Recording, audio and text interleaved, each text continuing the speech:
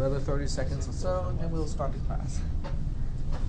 My watch is synchronized to the atomic clock, so I can tell that we have another 15 seconds maybe.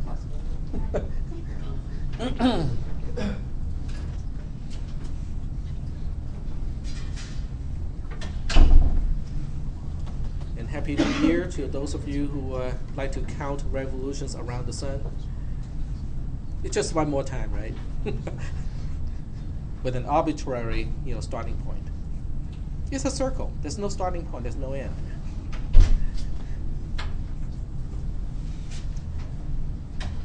All right, it is 10:30. I'm going to get started here, and welcome to cisp300. This is the second section. So at some point, I'm going to pass the row sheet so that you can initial your name, initial next to your name on the column for today. Okay, so this is how I take roll. I'm not going to do it right now because I think people are still, streaming in. So I'm going to wait a little bit before I start to do that. All right, so I'm going to get started here. All the class material for this class, you can find it at moodle.losrios.edu, which is also written here on the whiteboard. So if you have a piece of paper, you might want to write it down, because that's where you will log in and find the material for this class. Let me just sign out first so that you can see what it looks like when you try to sign in the first time. When you sign in the first time, when you get to that website, you will see this page, okay, the page that you're seeing on screen right now. What you need to do is to go to login here, and then you can type in your W followed by 7-digit student ID. And then for your password, you type in your district password. Okay, same password that you use to get to your email, e-services, D2L, and so on. Okay, so that's pretty easy. Once you log in, so I'm going to log in as myself. So you won't be seeing exactly the same thing as what I'm seeing here or what you're seeing on screen. Once you log in, the lower left corner of the left-hand side will look like this, okay? It will list your courses. You probably will only see 1 or 2 here because not too many professors are using Moodle at this point. But you should find, if you're enrolled in this class, you should find cisp300 2014 spring, Tuesday, Thursday, 10:30 here. Click that, and you will get into the class, content here. And I forgot to turn on something here, so let me just go ahead and change that first. So I'm going to make the syllabus documents visible because that's the first thing that we're going to go over today. Okay, so once you get in, you will see something similar to this, but not exactly the same because I can see the hidden items, but you cannot. Okay, the first thing we'll do today is to go over the syllabus. And we might have about 15 minutes left after we go over the syllabus to talk about the main topic for computer science, cisp300. So the first thing I want to do is kind of to ask you, why are you here? Not philosophically, but specific to this class. Why are you in cisp300? How many people are here because you are trying to get a degree in computer science? So that would be the majority. What about the people who did not raise your hand earlier? Are you getting a degree in math? Okay. Mechanical engineering. Mechanical engineering? Same. Mechanical? I'm also mechanical. Okay. Electrical engineering. Electrical? Civil? Anyone in civil? No? Industrial? Okay. So mostly, yep, go ahead. 3D texturing, technical. So you're from Art New Media? Okay, very good. Okay, so you're all here, either because your degree requires it, or you think it might be helpful, for studying things that you want to do. Is it required in Art New Media now? Yes. It is? In 2 of the certificates. Okay, that's an interesting change because in the past, Art New Media degrees and certificates do not have a CISP or CIS classes at all. There's 2. We have to take this one and the Linux. Okay, and you will find those classes useful, in the field that you're trying to get into. Okay, all right, very good.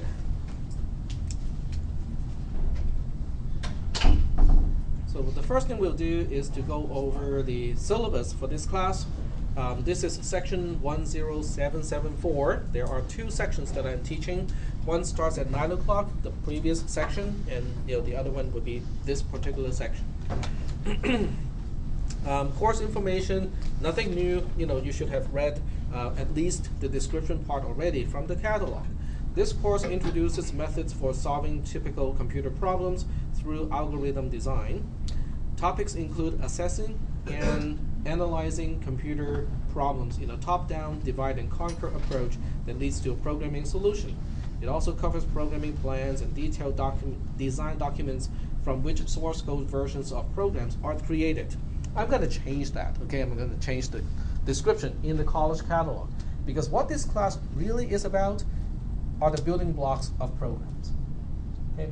In other words, if your objective is to build large, complex structures out of Lego blocks, what is the first thing that you need to learn? Basis. What pieces are available, right? Okay? Once you understand what pieces are available, then you learn the skills of, okay, so what are the common techniques to build something like a gearbox, okay? How do I make a differential, and so on and so forth. But you have to start with what pieces are available first, okay? So that will be the majority, that's how we will spend the majority of time in this class, is to talk about the building blocks. And then we'll talk about how do we put those pieces together to make something that is useful.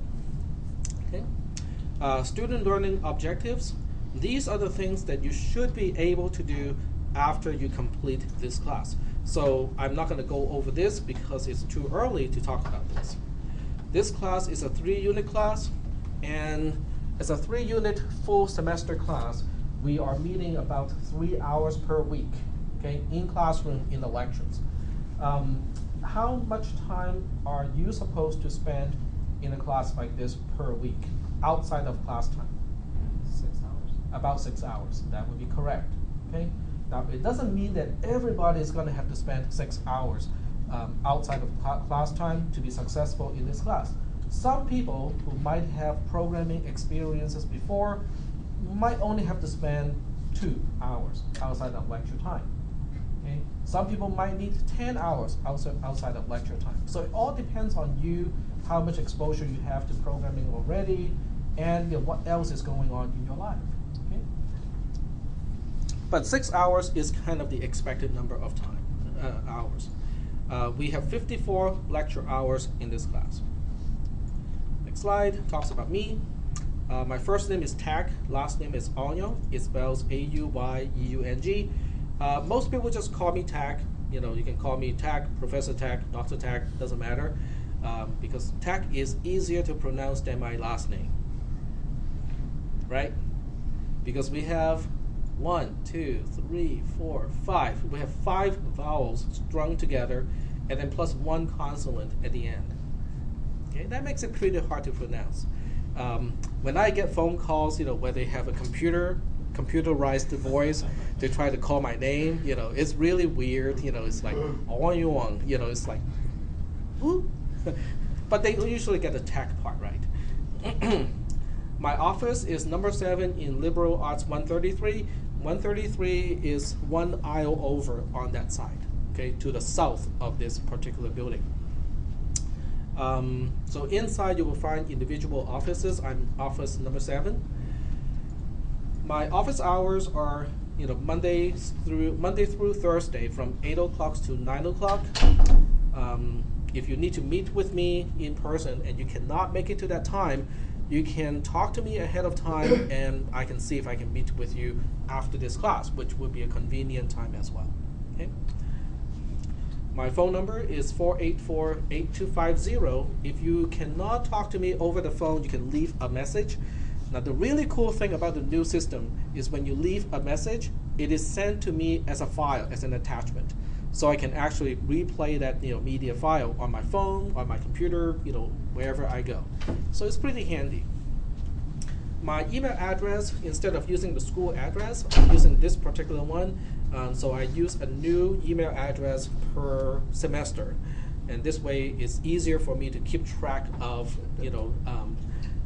class-related material. So it's drtag 2014 spring@gmail.com. The online classroom is moodle.losrios.edu.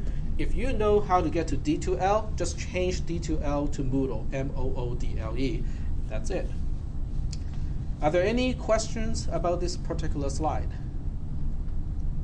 Questions? Let's move on. This class starts at 10:30 and it ends at 11:50. I try to be on time starting and finishing the class. The final exam is on the 15th of May from 10:15 to 12:15. So you might want to make sure that you have this block of time reserved for the final exam of this class. Tuesday or Thursday? I cannot remember. If you have a phone, you can just kind of find out. I cannot remember whether it's a Tuesday or a Thursday. Are there any questions about the meeting time or the final exam of this class? No questions? Yep, go ahead. What if you were to miss the final exam score? What if you were going to miss the final exam score? If you know way ahead of time and it's a legitimate reason, you can let me know and you can probably take the exam earlier than the class. Okay. So do you know that you're going to miss the class or miss the exam? Okay, you're just thinking about it. Okay. All right. Section 4 is going to be quite long. Okay. Policies of this class are extensions to the one already imposed by the district and also the college. Let me see if you guys know about this document here. Has anyone seen this document? No.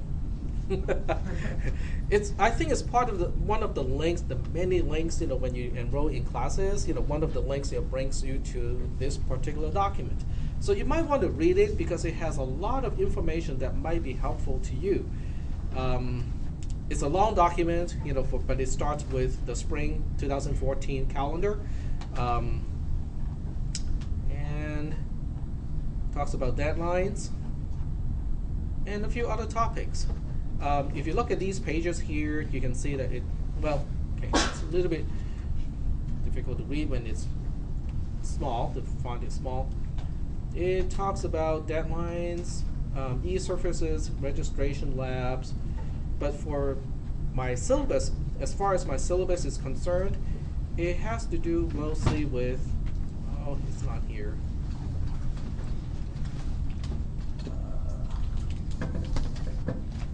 Nope, that's too common a word.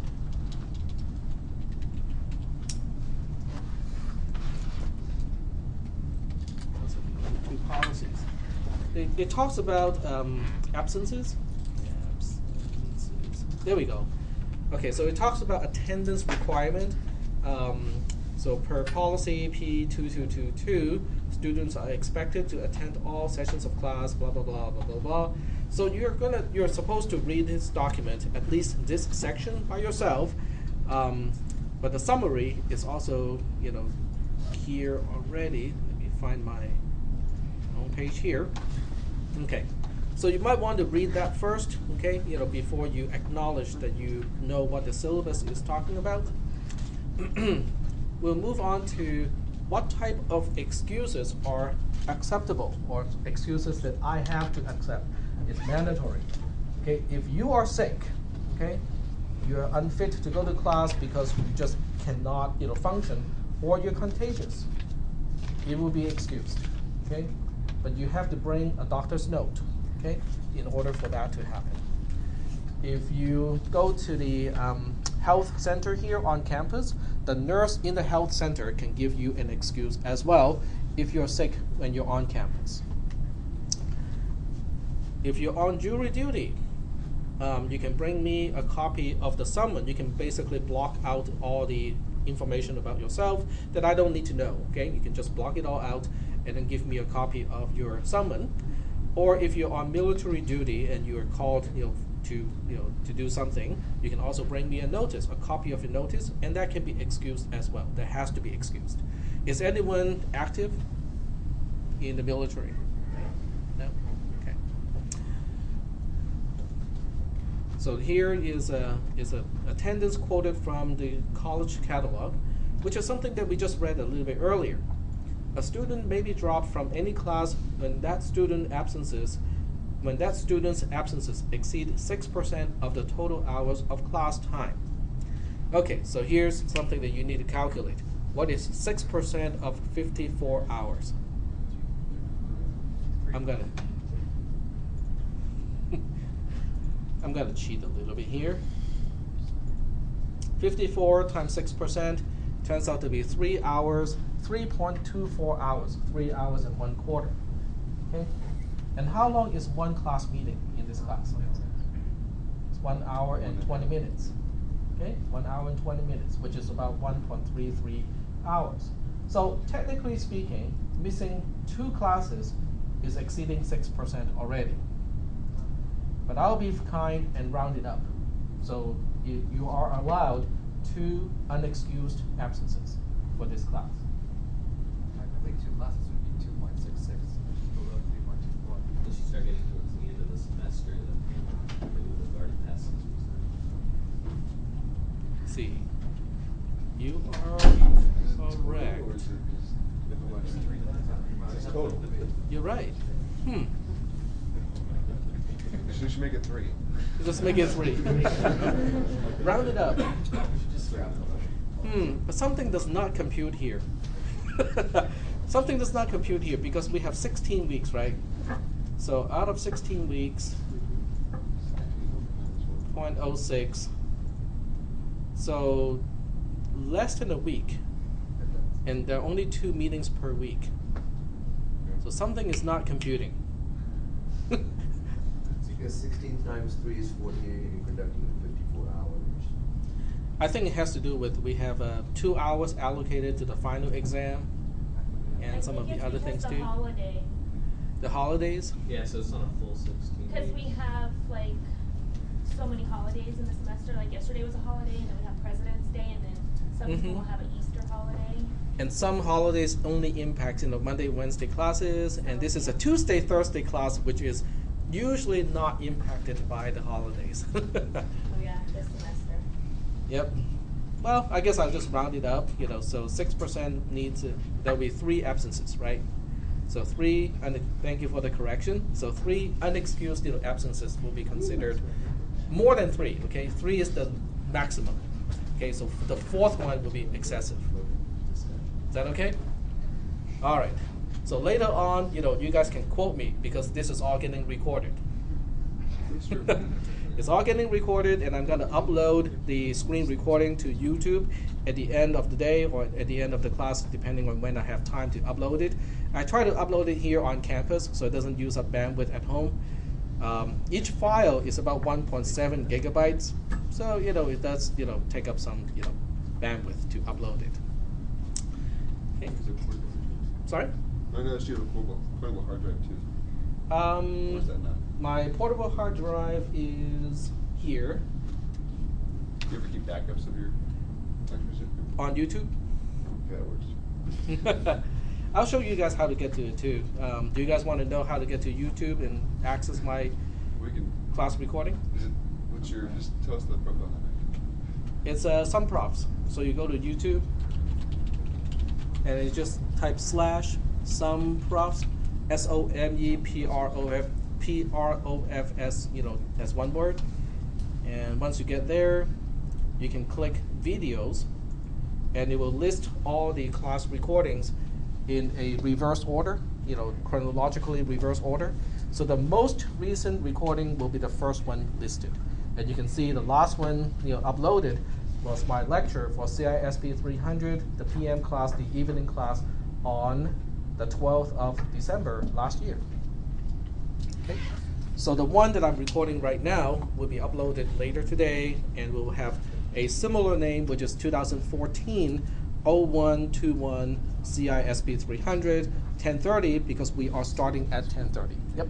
Is there a link to this page on Moodle? That would be a great idea. I can put it there.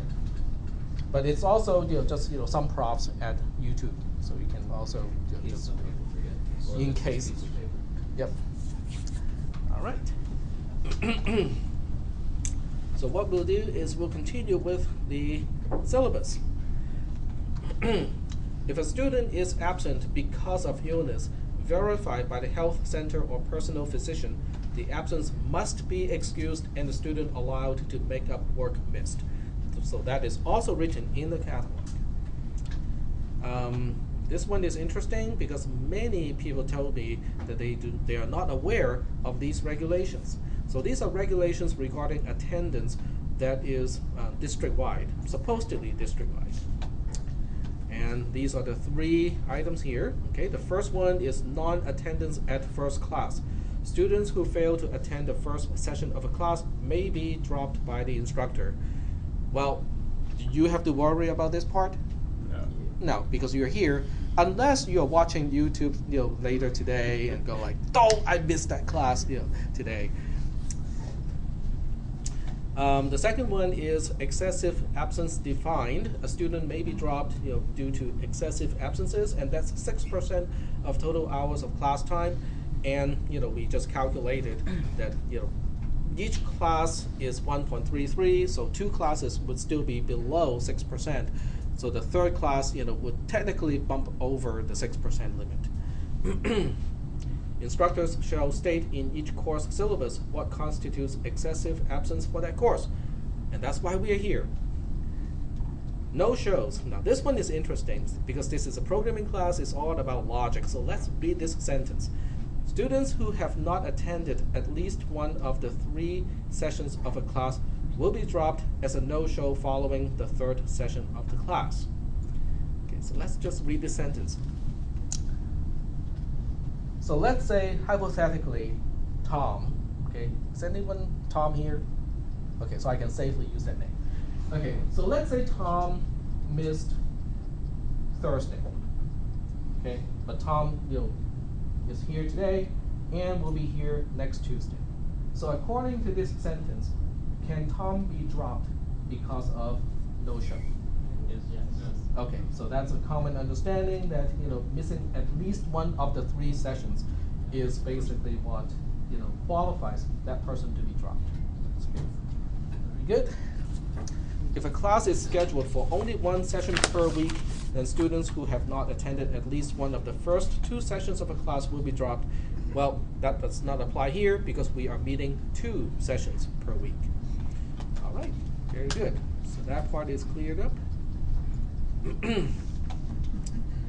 How soon to report an excuse? In other words, when do you let me know that you need to be excused for a day? I'm sick, or I'm on jury duty, or whatever. As soon as possible, okay? Please, as soon as possible, let me know so that way I can, correct my roll sheet and not count the person as absent in that class, okay? What about the other excuses? Well, it depends, okay? The only 3 excuses I have to accept is a student being sick himself or herself, jury duty, or military duty. But what about all the other things that can happen in life? You have a flat tire, okay? How many people can fix a flat tire in a few minutes? It depends on where the flat is, right? It depends on where the puncture is. What if your car wouldn't start? Well, things happen, right? So with those particular reasons, it's on a case-by-case basis. In other words, you have to let me know, and if I don't see a repeating or a pattern, it's usually okay. And you still want to let me know as soon as possible. Okay? Don't wait till the next class meeting when you see the roll sheet again and you say, "Oh, I missed 2 6 class because my car broke down." Okay? Let me know as soon as possible. Of course, when I see a pattern, it will be a different story. It's like every Thursday, this particular student would have a flat tire. They could be really unlucky. Sorry? They could be really unlucky. Yeah, really unlucky and coincidental. Always on the Tuesday. So let me know if something happens, and and I will kind of decide whether it is excused or not. Attendance for online classes does not apply because this is not an online class. With this class, I'm taking attendance, so we have a roll sheet, which I will pass out in about maybe another 10 minutes or so, just to make sure that people can come in here. Classroom and lab behavior. Classrooms and labs are facilities provided only for the scheduled and intended coursework. So that means, right now in this classroom, it is intended for cisp300. So we should focus on cisp300 material. Okay? Does that mean that if I would just be walking around and policing and making sure that people are only focusing on cisp300 material? What if someone is trying to do calculus homework? I don't know, and unless it's bothering other people, it's okay. Okay? Then someone's going to say, well, if it's okay to do calculus homework, I want to practice my archery skills. No, that would not be okay. Okay? Because there are other items here. Okay? Any behavior in the classroom or lab that interferes with teaching or learning is not tolerated. And I would say shooting an arrow in a classroom like this kind of falls into this category. This includes disruption, bullying, excessive chatting, shooting arrows in the classroom, and etc. Now, with chatting, I just want to explain it a little bit because there are different reasons for chatting, okay? And I can definitely understand sometimes some people just want to ask the next student and say, well, what did Tech just say? Okay, just to clarify what I just said, what I just explained and what I just talked about, which is perfectly okay because I don't really have the most projected voice in the world. Okay, sometimes it's hard to hear me. Well, in those cases, raise your hand and let me know, because if you cannot hear what I just said, or if I did not explain the concept well enough and you didn't quite understand what I said, raise your hand, because most likely half the class were thinking about the same thing. Okay, so just raise your hand and ask the question. Okay, it's okay, no problem. Because if you ask the student who's next to you, then the other student will not be paying attention to me, and then now we have two students who will be kind of missing the materials in the class. And then that student will ask the student next to that person, and then it will just propagate, and then the whole class will be chattering and not paying attention to me, right? And I think that's exponential growth too, but it's not going to be exponential. It's just going to be using the perimeter of the spread. I think it's to the square of the is proportional to the square of the amount of time. We'll talk about time complexity in this class too. Next item, pets. If anyone needs a working dog, to be with you, that's okay. But pets are not okay. I had one student who brought in his dog in a previous semester, and the dog was very disruptive in class, including licking, other students. So, I had to tell the student not to bring the dog into the classroom later on. Cell phones, okay? If you want to, if you have a cell phone, you can turn it into silence mode. There's a really good app that I use called Tasker, Tasker. It allows you, it's really, really flexible. It allows you to kind of program your phone to turn off the ringer, but it's really flexible. You can do a lot more than just turning off the ringer. But the nice thing about an app like that is it turns the ringer back on after the class. Okay, so you don't have to remember to turn it back on, because that's one common problem is you turn it off, but can you remember to turn it back on when you're getting out of the classroom? So Tasker is it's an app that I use for that purpose. So if you want to look into that, you can just look it up. It's Android app. It's just called Tasker. And that's it. It's $3. As far as I'm concerned, it's well worth it, because I also turn off certain things, when I'm sleeping, but not everything. So that is really helpful for that. If you look to the back of the classroom, there's a sign saying no food, drinks, phones, kids. Okay, So no eating or drinking in this classroom. Food and drink items are to be sealed or closed during a lecture or lab session. In this classroom, drinking water is fine, plain water. I'm assuming it's just drinking water. It looks clear, but sometimes sometimes I don't know what it is inside. But just plain drinking water is fine. It's just easy to clean up. If you have anything that is colored or sugary, if you spill, it's just kind of a mess and hard to clean up, and that's why we don't want anything other than just plain drinking water. Non-compliant students will be asked to leave the classroom.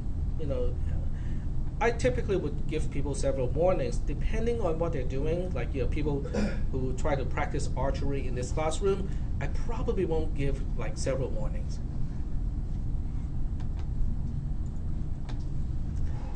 Conduct code refer to the section Standards of Student Conduct of the college catalog for a full description. Academic dishonesty is the big topic here. Okay, everything else, I think is fairly kind of obvious. Okay, but academic dishonesty is one of the things where people may have different people have a different understanding of what is considered dishonest. So I'm trying to define it here in this way. Is an act of deception in which the student claims credit for work or effort of another person or uses unauthorized material or fabricated information in any academic work. It occurs when students attempt to show possession of a level of competency, knowledge, or skill that they do not possess. Okay, that really is the key. Is an intention to show possession of a level of competency, knowledge, or skill that that person does not possess. Okay, that to me is dishonesty.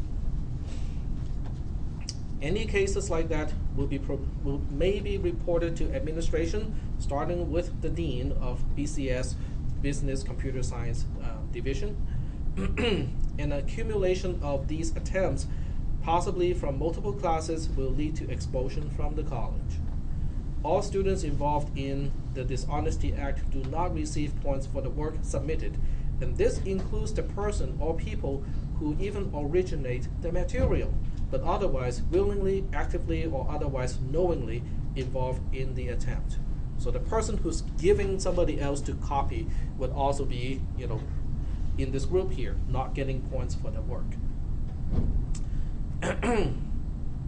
Activities involving academic dishonesty, like in a midterm exam, will not count for attendance. The instructor may ask suspects to do additional work or explain submitted work in order to determine the legitimacy of submitted work. And then by default, in this class, everything is supposed to be independent. In other words, without the aid of somebody else. And also originally, which means without copying from or significantly deriving from the work of others. And I can retroactively re-examine anything that is already submitted and graded for evidence of dishonesty.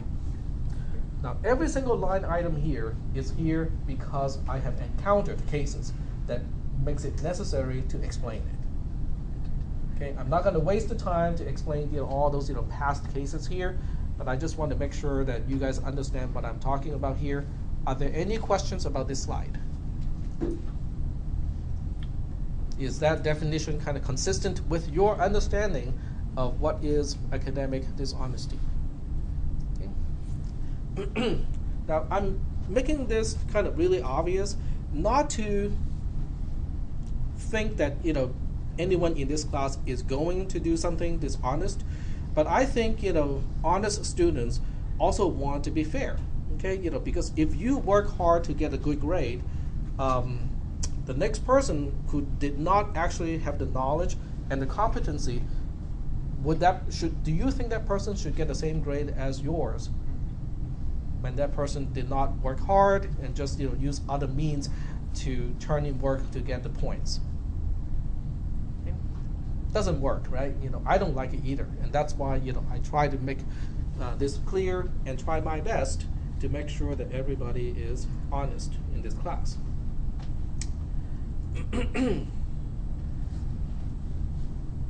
How many cases of cheating have you guys encountered in your other classes?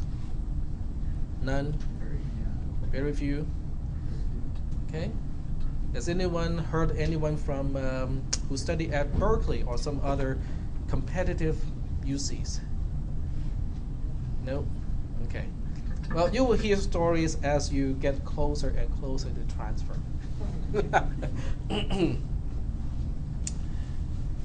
All right, grading. Okay, the first part is really encouraging. I'm in the right class, yeah.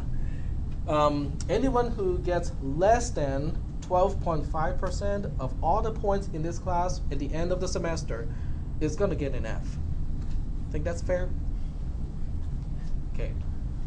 Anyone who gets between 12.5% but not quite 37.5% will get a D in this class. That's pretty fair. Okay? But here comes the strange part. If someone gets somewhere between 37.5% and up to but excluding 62.5%, will get a C in this class. That's not quite the same as some of your other classes. From 62.5% to 87.5% is a B, and anyone who gets at least 87.5% in this class will get an A.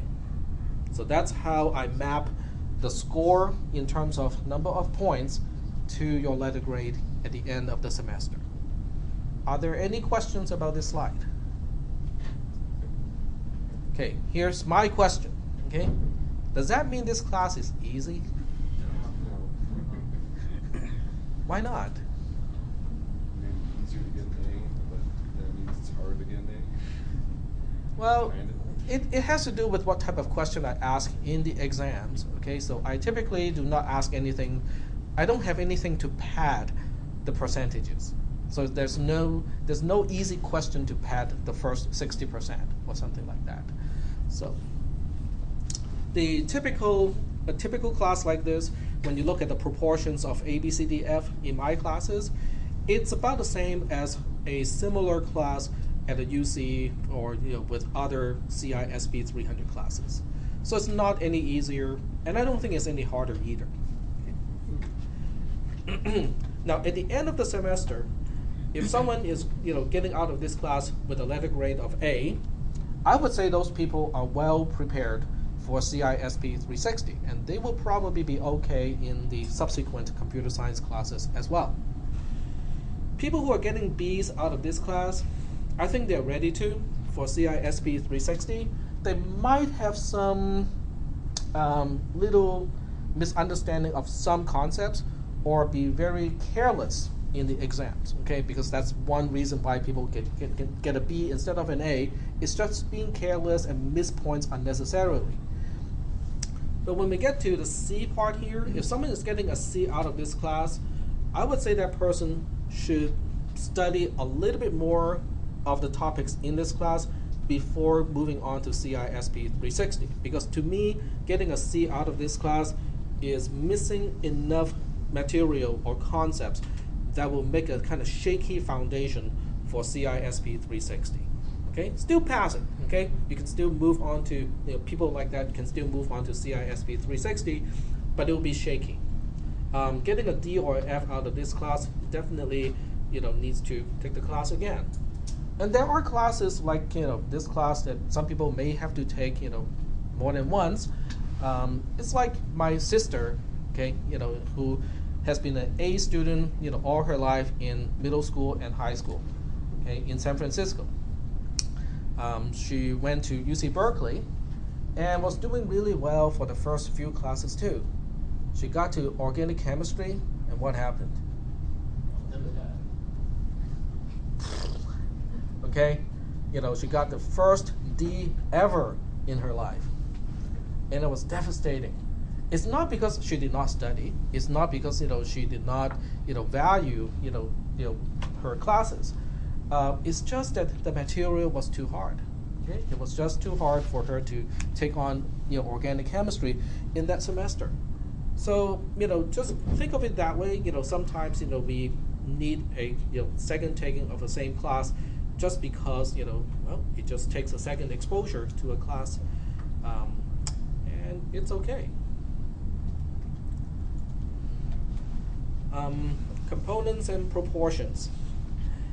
So this tells you the percentage of each component of what I use for your final grade, or what I use to determine your final grade. All the homework assignments will add up to 20% of your final grade. So the rest, the other 80%, will come from exams. The final exam alone will be 40% of your final grade. The two midterms, exam 1 and exam 2, each one will be 20% of your final grade. Okay. Okay. The first exam, the first midterm, is going to occur at about 1/3 through the class. The second exam, the second midterm, is about 2/3 through the class, and then the final exam, obviously, is going to be at the end of the class. Are there any questions about the proportions of each component that will make up your final grade? Yep. What's the format of the final exam? The final exam is just a longer version of the two midterms, but it is comprehensive. But it's like multiple choice or? No, it's not multiple choice. It might have short answers, but no multiple choice. Yes. From years of teaching classes like this one, I have found that some people can ace multiple choice exams, but not really, really understand the concepts of this class. He answered my question. Oh, He okay. asked the same question I was going to ask. Okay, yeah, no multiple choice. I might have short answers, where it's just one real quick answer for the question, but it's still open in terms of the format. Yep. You don't be using like baseball Say Linux again? or MS-DOS? You don't need to install MS-DOS for this class. Yep. I have only one requirement for homework assignments for this class, and it's LibreOffice. It's an open source Office suite, and documents that you turn in for homework assignments in this class, you have to do it in LibreOffice. We'll talk about that later on when it's time to do it. Grading FAQs, score is assigned or determined based on observable academic competence and not effort. I have had students in the past, a particular one in the past, who would always come to me and say, "But Jack, I spent this many hours to work on the homework assignment. How come I'm getting this score?" Well, it's because it is not correct. But I spent a lot of hours. It's still incorrect. Okay, so that's something that I just want to make very clear, that your score reflects your observable competency and not effort. We are not going to have multiple choice questions, so that is not going to be useful. The second point, some questions are graded based on key indicators. When I release your grade, I will also have a breakdown and explain which portion of which question you're getting how many points. Okay, so it will be pretty clear how the points are allocated. There are no late submission for homework assignments. Submission after the due date or time do not count, and or Moodle would just not let you turn in because I would have a flag to let Moodle know after this time do not accept any homework submissions, unless you have an excuse. We talked about that already, and then you might get an you will have an extension because of that. So that's in section 5. We are moving on to section 6 here. Okay, so here's the question. We just talked about academic dishonesty. Okay, and we have a pretty good understanding of what cheating is in this class. So would you still help out a fellow student? Or how are you going to help out another student who's saying, well, I kind of need some help with this homework assignment? What are you going to do? Help them with the concept and not necessarily the word. Exactly. The bottom line is you want the other student, whoever you're helping, to be able to do the homework assignment without your input after that point. Okay? In other words, if I'm to give another homework assignment of the same nature, the same material, the other student should be able to do it without your help. Okay? That's the objective of you helping the other student. Now the next question is, will helping another student negatively impact my own grade, my own score? In this class, you saw the scale already. Okay? It is absolute. 12.5%, 37.5%, 62.5%, and 87.5%. Nothing that we have talked about talks about only 5% of this class can get an A. Only 12% can get a B, and so on. I do not grade by curve in this class. Okay? It is entirely possible and desirable for this entire class to get an A out of this class. Yep. Why do they grade on curve? Why do they grade on curve? Well, I will be the wrong person to ask. But there are universities who would, where most professors will grade on curve. So only the top 5% or whatever percentage they want to set it up to will get an A out of that class. That tells me the professor does not really have a good gauge of what is competent in that class or with that material. So they're using a relative scale and just say, well, out of any class, only about 5% are truly exceptional. But what if the entire class is exceptional students? Right? Well, I don't care. Only the first 5 will get an A. That's what it is. Well, it's in those particular settings that you will find, people being extremely competitive to the point where it is not productive. Yep. In curve scenarios, can you just get zeros? Like everybody just not do the work, and then the highest is 0, and the lowest is 0. So it's like everybody wins. I'm pretty sure it's possible, but I think they may not have encountered those scenarios. The other reason why people grade by curve is the questions are too hard. Okay, so the highest score out of the entire class is 67.5%. Okay, so what are you gonna do? Well, we'll curve it, right? So once again, kind of reflects the professor or whoever is making up the questions does not have a good idea of where the difficulty levels should be set at. Yep. What's the student's average over your semesters of teaching class? What do you usually average?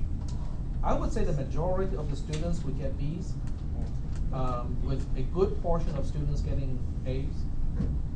The number of A's are usually less than the number of B's, but if you combine the A's and the B's, that would be more than half the class already.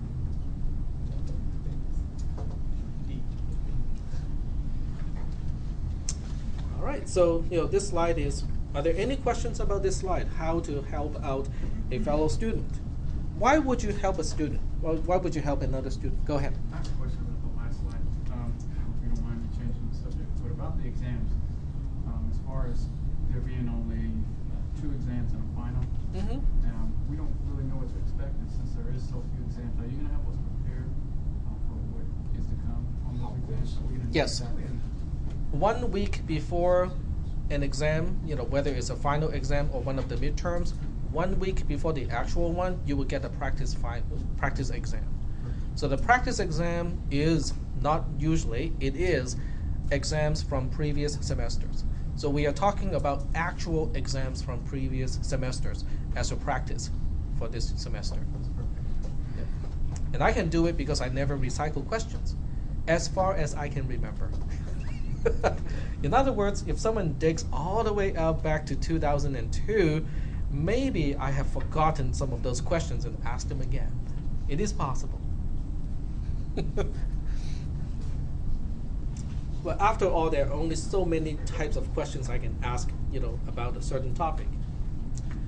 All right, so why do you want to help out another student in the class? Well, because I'm just a kind person. Go ahead. It helps you solidify the concepts yourself. Absolutely.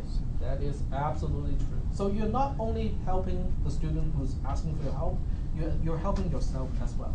Now that is based on the assumption the other student is actually trying to understand the concept and not just trying to kind of freeload you, and say, oh, okay, I want you to tell me everything. I don't want to learn the subject matter itself. I don't want to spend any time. I just want you to teach me everything.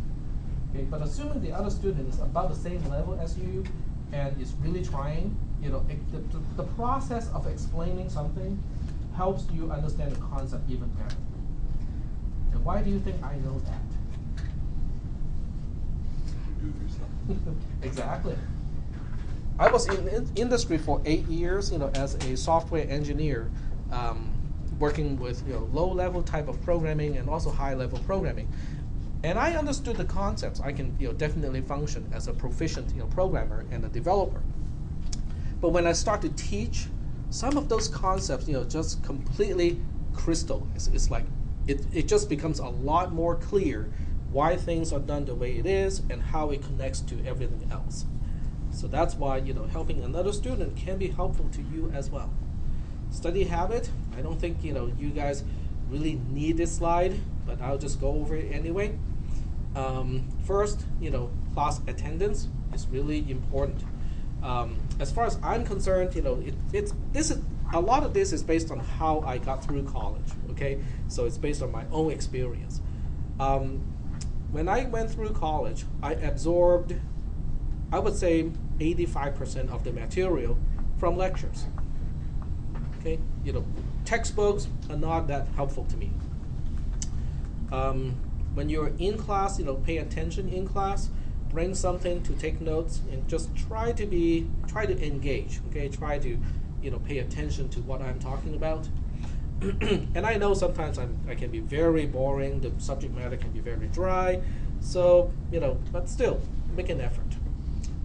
It really helps to read what I'll be talking about before the lecture, so that you are familiar with at least what I will be talking about and why I'm going to talk about it.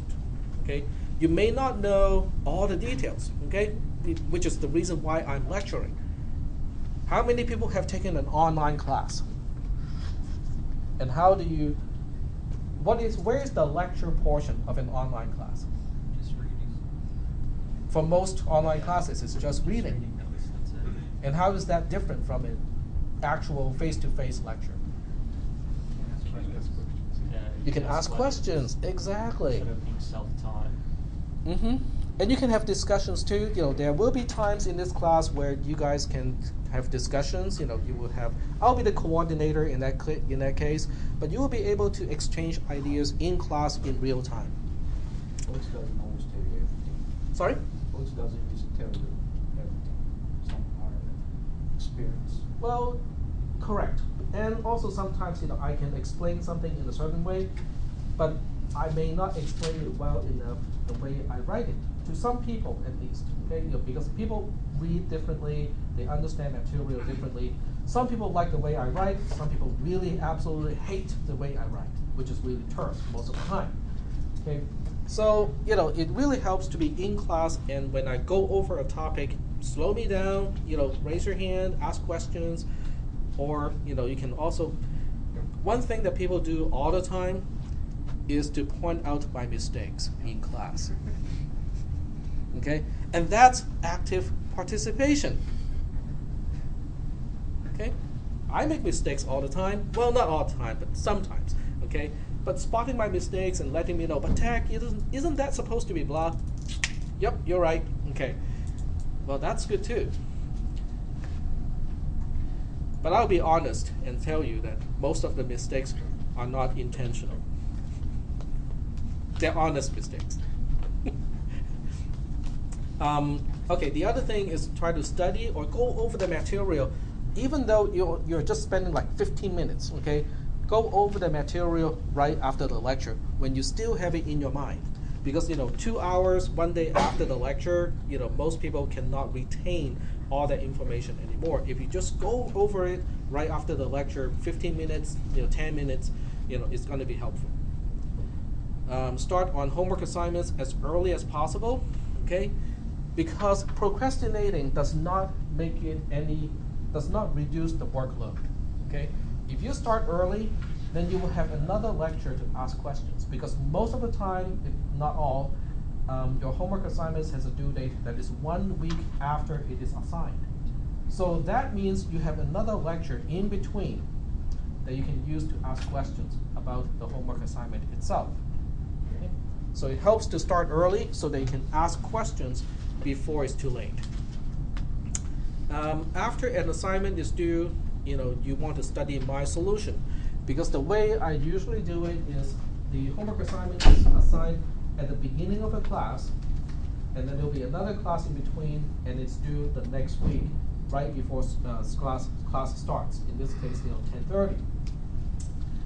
And then at 10:30, about usually the first thing that I do in class is to go over the homework assignment, and I'll give you the solution. In other words, even if you do not get the grade, you will know what the solution is supposed to be. So at that time, if your solution is not the same as mine, you may not know, what is your grade, what your grade is, because you may not know how I assign partial credit. But at least you'll be able to compare your answer to my answer. And then what you want to do is to compare and find out what the differences are. Now, some differences may be minor, but if you spot anything that's major, you want to find out, okay, why is it different? Okay? Because that usually points out, a misunderstanding of something, or something that you just kind of overlooked. And it's helpful to go over that and just find out why is your answer not the same as mine. I use a lot of examples in class that are not in my notes. So you want to review and study those, because each one is trying to illustrate a particular concept. And then section 7 is just the tentative schedule, which I try to kind of follow this schedule, but sometimes it's just a guideline. So according to this, today we talk about this, and then on Thursday we'll start on variables. So it's not exactly accurate, because I spent about an hour just to talk about the syllabus. And I just closed. Oh, okay, I closed the right window. All right. So after reading the syllabus with me, what you want to do is to go to this activity here. You can do it now. Well, do it after you read everything. Okay, make sure you understand the syllabus. So what you want to do is to click here, and it's quote unquote a quiz, but it's not really a quiz. It's an acknowledgement of the syllabus. And I still have to change the phrasing here and then change the links here. This activity lets you acknowledge that you know where to find the syllabus, and that you have visited the links, read and understood the syllabus. Do not submit this choice until you have done all of the above. And you have two choices. In this case, the first choice is I refuse to acknowledge. Please drop me from this course. Or B, I, the student of this class where this choice activity is a part of, acknowledge that I know where to find the syllabus and that I have read and understood the content of the syllabus. Okay? Now, the reason why you want to do this is because the other homework assignments will be conditional to your answer to that question. In other words, if you don't answer this quote-unquote quiz here, you cannot work on the next homework assignment. So I'm making certain things conditional to the acknowledgement of the syllabus. Any questions about this part? Yep. Now, for the assignment part, if you transfer to a 9 o'clock class, would that affect that, or still? That's a good question. If you transfer from one class to the next, to the other one, the homework does not transfer over. So there are ways where I can use the same homework for both classes, but I don't want to do that because of the time difference, because the 9 o'clock class starts first. So I will talk about the solution at 9 o'clock for that class. So if I use the same homework assignment, you can see how that can be a problem. But I can manually enter the grade too, so don't worry about that part. I can handle it, manually. All right. This is an interesting one. Before I even start the rest of the class, somebody took basically pictures of the IBM Programmer Aptitude Test. And I'm just going to go over this. Okay, this part is just a direction. Instruction for part 1. You guys can read it on your own. I know we cannot, you cannot read it here. The numbers in each series below follow a certain rule. For each series of numbers, you are to find the correct rule and complete the series. One of the numbers at the right side of the page is the correct answer. Okay, so it's something that you can kind of try out on your own. We're not going to do it in class. So why do you think I put this link up here, which is the IBM Programmer's Aptitude Test? This is actually from a long time ago. This is not from modern time. I think it's from the 60s or 70s. Okay, what do you think aptitude tests are for? Yeah, go ahead. By the end of the class, we should be competent. We should be able to pass the test. It's actually quite the reverse. Okay, it's quite the reverse. Yep. It kind of gives you an idea of what we know at this particular moment in time. Okay. How your brain functions, how your mind functions more like. Yep. Maybe if you have a really, really difficult time with that test, maybe program music for you. Correct. That's basically what it is. Okay. Now I don't want this to discourage people, but I want you guys to kind of participate and just take the test. It's not mandatory. It's not graded. Okay. You just kind of do it on your own. But what aptitude tests are is just that. Okay. And I learned about this from a colleague, Professor Larrabee. He told me, how when he grew up, his father did not even own a hammer, no tools. So no problem solving at home, no fixing of anything, nothing like that whatsoever. So, and then when he joined the Air Force, need to decide, okay, here's a person, how are we going to assign this person to make the most out of it, right? That's the objective of the aptitude test. So after the aptitude test, he was assigned to aircraft avionics, electronics repair.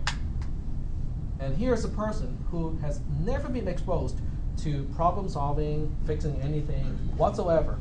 And after the aptitude test, he was sent to the hangar as the avionics, technician who's supposed to diagnose, problems with, high-end electronics and whatnot. What do you think happened after that? Probably got reassigned somewhere else eventually. Nope, he was spot on. Oh. The aptitude test was spot on.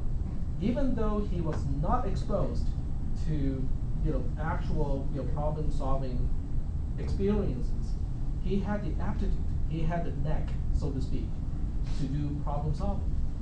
And that's what these questions are. None of those questions ask you, oh, here's a program, tell me what the output is. Because that depends on the fact that you know how to program already. All of those are just number games. Okay? Spot the number that does not belong in this series. What is the pattern of these numbers? Can you find anything that's common, from this number to the next, and then the number to the next, and so on? So that's what an aptitude test. It's kind of like an IQ test, okay? Where what your natural language is should not matter. Whether you have learned programming should not matter. It's actually a measurement of your native or innate ability to do certain things. Okay? Are there any questions about this? Nope? Okay. All right, so that's a fun little thing for you guys to do. So we are now moving into topic 1, right on time. Okay, I said that we might have 15 minutes to spend, on topic 1, and we have almost exactly 15, just a little more. Okay, so this is topic 1. When you click on topic 1, it opens up this page here. These are things that I write and you have to read, but I would start on this one first. Okay, Bureau of Labor Statistics, Computer Math Job Outlook. Link may or may not work because they change, the pages. So I'm gonna change this.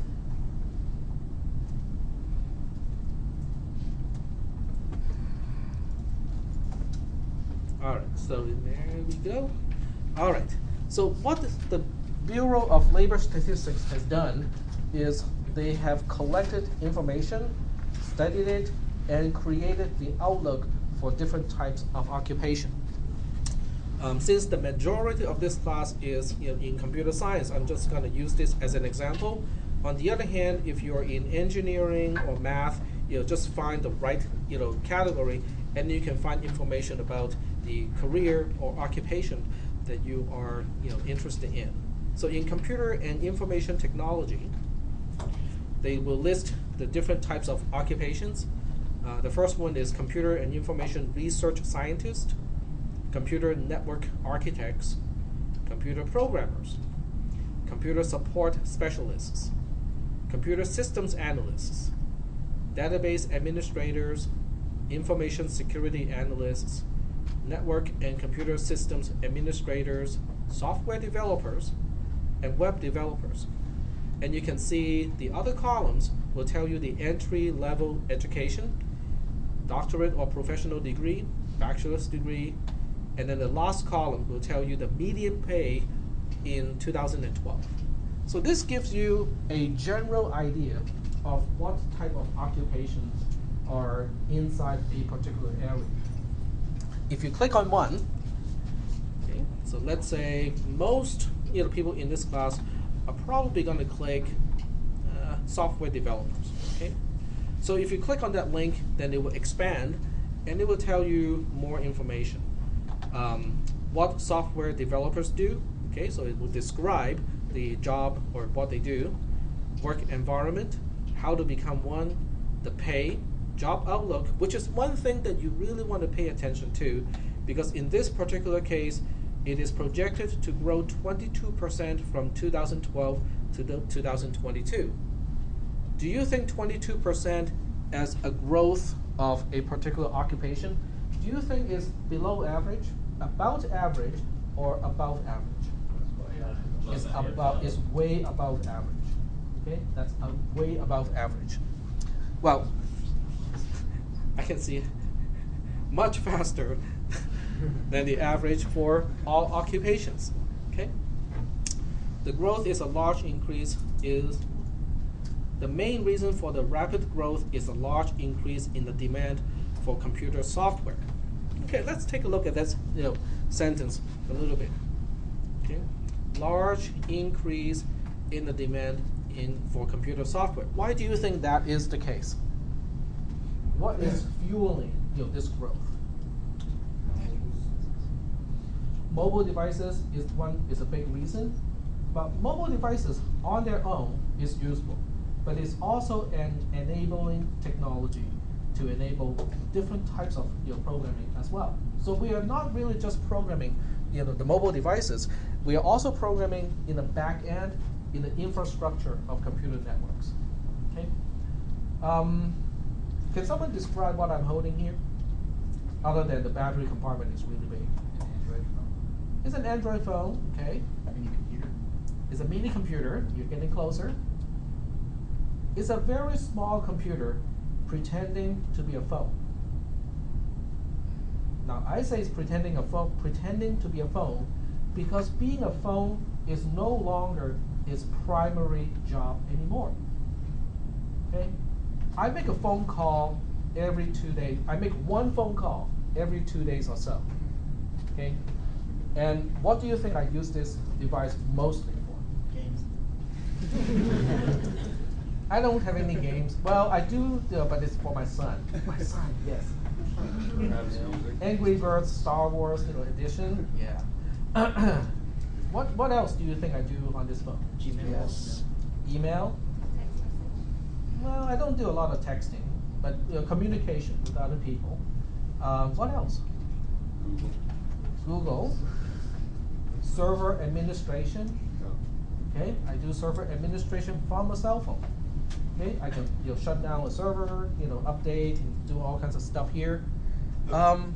In other words, I use it as a miniature computer most of the time, not really as a phone.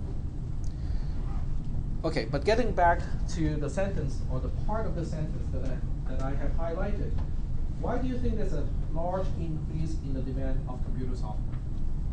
what does this have anything to do with that? Apps. Okay. So let's think about it a little bit here. Data information. Data information and security. For security, okay, that's one reason too. But let's think about apps for mobile. Okay. Why do you think that suddenly why are apps on mobile devices any different from programs, software that we install on regular desktop computers? They're designed specifically for mobile devices, basically. They're designed for mobile devices. So now we are looking at the hardware, right? So we're comparing a mobile device like this with a desktop computer. Well, the other part you cannot see is a big box, down there. So what are the differences? Why do you think the mobile device is different enough from a desktop computer that can fuel a large increase in the demand for computer software? How you're gonna interact with them? Do you interact like your finger or you interact with the keyboard and mouse? Okay, that's one good reason. Mobile. It's mobile. It has GPS built into it, microphone built in, speakers built in, 2 cameras, front and back, built in. Strip down software of what you got on the desktop. Sorry? Strip down software of what you got on the desktop, basically just basic. What do you do on the? That's a good point. What do you do on a regular desktop computer? More functions. Well, you can do a lot of stuff, right? You can browse the web, you can write programs, you can do word processing, you can do spreadsheets and stuff like that. Can I use that computer as a pedometer? Not feasibly, right? Yeah, carrying a 30-pound computer with a portable power supply to power up a 30-pound computer. They need a screen. Yeah, I don't think I need a pedometer to know that I have done enough exercise, right? But with this, I can use it as a pedometer. It can actually measure, my walking and say, oh yeah, you have, hit, 10,000 steps for today. Good job, and so on and so forth, right? What else do you think I can do on this device that usually is not a good idea to do it on a regular desktop computer or even a laptop computer? Go ahead. Anything with the accelerometer? Uh-huh, exactly. Okay, it has devices that are missing from most other computers. How would I use an accelerometer? What is it, by the way? It tracks the movement of like X and Y axis. It tracks force, basically. Okay, it's a force sensor more than anything else. It's a force sensor. So if I'm not moving, the only force acting on the device is gravity. Exactly. So if I'm not moving, it can just basically track its own orientation, right? And what type of app would make use of a weird device like that? Like a compass or star chart? Yeah. Compass, level,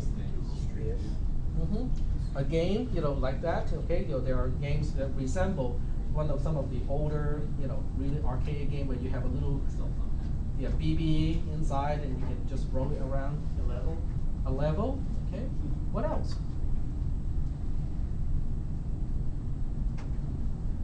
Augmented reality. Can someone name a particular app that uses augmented reality? The camera, when you blur the pictures. Okay. It's kind of like a 3D effect. Hmm? Like a 3D effect. Not exactly a 3D effect. Now think about what you can do when you combine the camera here, the compass, GPS, and also let's just say locations of restaurants that are nearby. Yeah, hotspots for places like restaurants or Yep. cafes, things like that. Yep. You go to a new place, you whip out your phone, you put on your not virtual but augmented reality software, and you can just kind of scan around you like a tricorder, and you can locate coffee shops, restaurants, and other resources around you. Yep. Go ahead. There was another hand Oh, earlier. that's what Yelp has. Like, Yelp has a monocle. You bring it up and it does the same thing. Yep. Okay. But I would say that in about 5 to 7 years, this will be considered as obsolete as the cell phones that used to look like bricks or briefcases. Okay? what is coming here to make this device completely obsolete and go like, who would use that? Yep. Or something like Google Glasses, or Google Glasses. or I was reading something about someone's trying to work on contact lenses that have LED lights over the retina that you can use to project. That would eventually replace the Google Glasses. Right, but Google Glasses is a intermediate step. Okay, it's still a device that you have to wear on the outside. Okay, so what can you do with a Google Google Glasses or a similar device? Okay, you basically something that you put on, like glasses. Augmented reality is easy, right? It's just an overlay of what you're seeing. What else would be possible? Contact lenses? Contact lenses? Yeah, that's what he just said. They're planning to make contact lenses that can also be used as a display. That is what is fueling that portion of the sentence. A large increase in the demand of computer software. So we're talking about people who want to write apps. Okay? Do you think writing apps is hot, popular, profitable right now at this point? Okay. How do we know that? Candy Crush. Sorry? Candy Crush. Candy Crush. That's like the popular game right now. Oh, okay. So Everybody's it's kind of like downloading. Angry Birds, but Yeah, exactly. yeah. It used to be like Okay. words with friends, and then it just migrates. Okay. Go ahead. Snapchat got acquired for $3.2 billion by Facebook. Really? Uh-huh. Well, Facebook needs to do whatever it needs to do to stay alive. Okay? Well, I'm just gonna give you, hack school.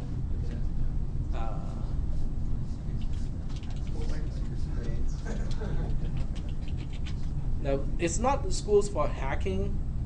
Hacker Lab. No, it's not hacker. It's not hacking in the sense of. It's not. That's not what it is. I think the Astro Club went on a field trip there last semester. I'm thinking about institutions who would charge people $12,000 for a 8-week class to teach people how to do app programming. $12,000. Yep. Say again? We need the The roll sheet. Thank you. I forgot about it completely. Thank you about it. Yep, we're running out of time in 3 minutes. Yep. But think about it, okay? Why do you think there are people who would charge $12,000, with an 8-week course to teach people how to do app programming? Because they can get people to pay. Because there are people who are going to pay, who would actually go through that program, okay?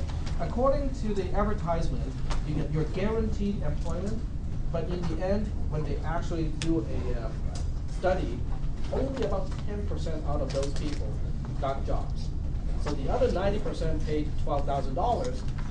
8 weeks later, they could not actually get a job in app programming. $12,000 not just investors. Yep. But it still tells you something about the popularity of app programming, doesn't it? Okay. Well, since you guys still have to go through that process, of signing your name or initialing your name, I'm going to point out here.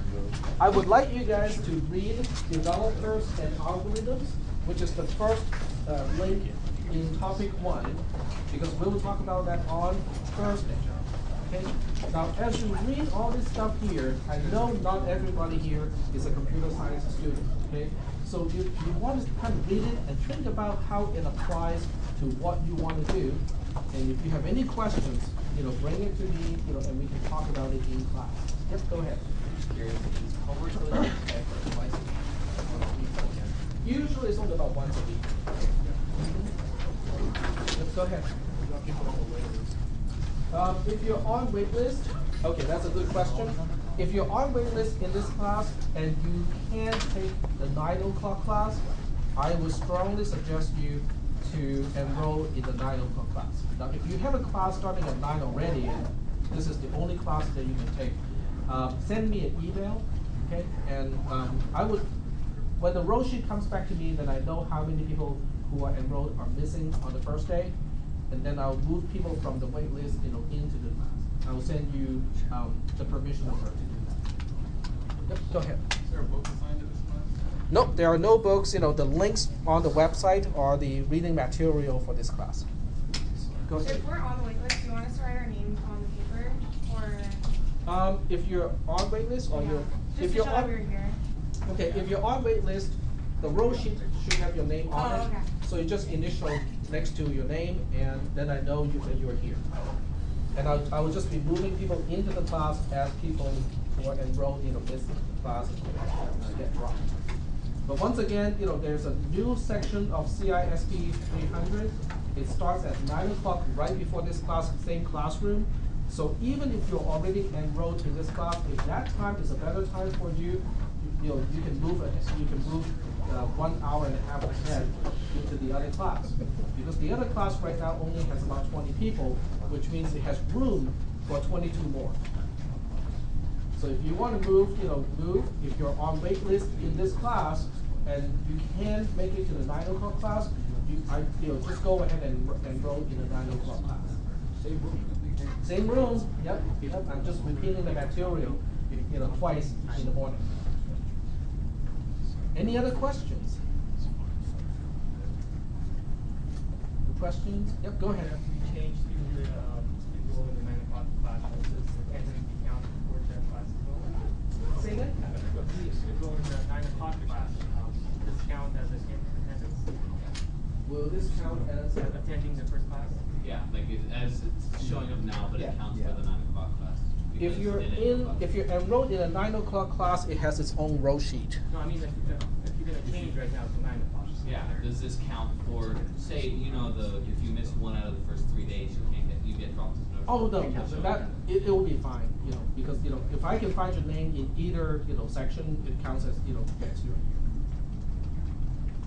It doesn't mean that people in the 9 o'clock class can miss that class and say, I'm just gonna wake up an hour and a half later today and make it to the second class.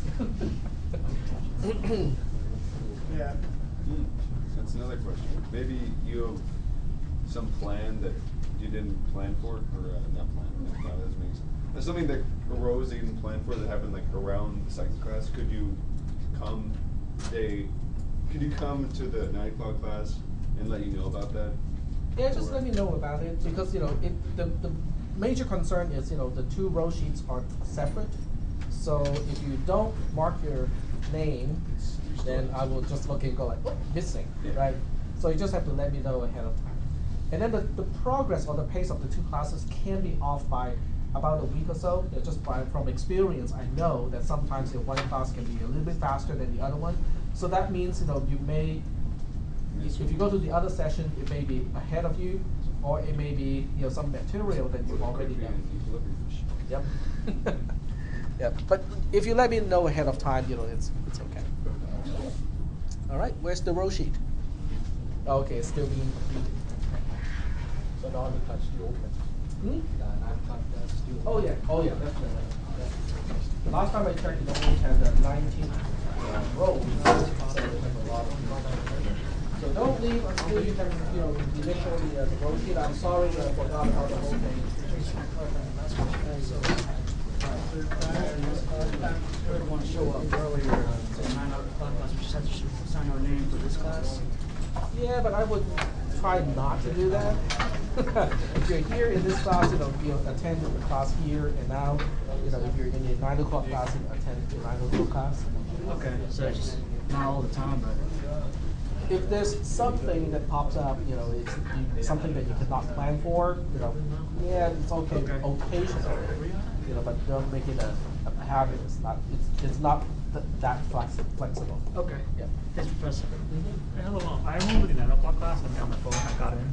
So me and my brother, so did they do the same thing we did right now? Like, or? Correct, yes. So just the. Yeah, pretty much, the two classes are at the same place right now. Okay. All right, I'll see you 9 o'clock Thursday. Okay. So the syllabus quiz, I tried to do it, but my wife and I go out. It cancels me out of the quiz, because it says only 1 attempt. Right. Is there any way that I can try to do it again and then like block me out? Yeah, I can cancel out. Okay, I'm gonna try it right now, but Okay. It's been loading for It's been loading for about 15 minutes. Okay. Yeah, there's no time limit, so once you start, you can finish it anytime you want. Okay. Yeah, you can sign out and sign back in again to continue. Oh, okay. Yeah. I'm also enrolled in cisp 360. Is this a prerequisite or a This is prerequisite? prerequisite to 360, so you Okay. should take this class before 360. Okay. What are the differences between, like, as far as like? This class talks about the building blocks of all programming languages. cisp 360 assumes that you know those building blocks already, and then builds on that and say, okay, so assuming you know what a conditional statement is, this is how you can see, and they don't spend any time talking about general, concepts like conditional statements, routines, parameters, and stuff like that. So that's why you should take this class before that, because the professor in cisp 360 will assume that you know the topics in this class already. Alright, I think it seems like it was just in the course catalog, it seemed like it was a co-requisite, but I guess. No, I'm pretty sure it's a prerequisite. Okay. Yeah. Alright. My name is Rishi.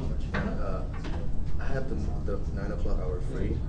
The difference is that I'm perfectly comfortable with this class, but if I'm trying to accommodate someone else, now I fit it in, if you could move it to me to the 9 o'clock class, I'm fine with it.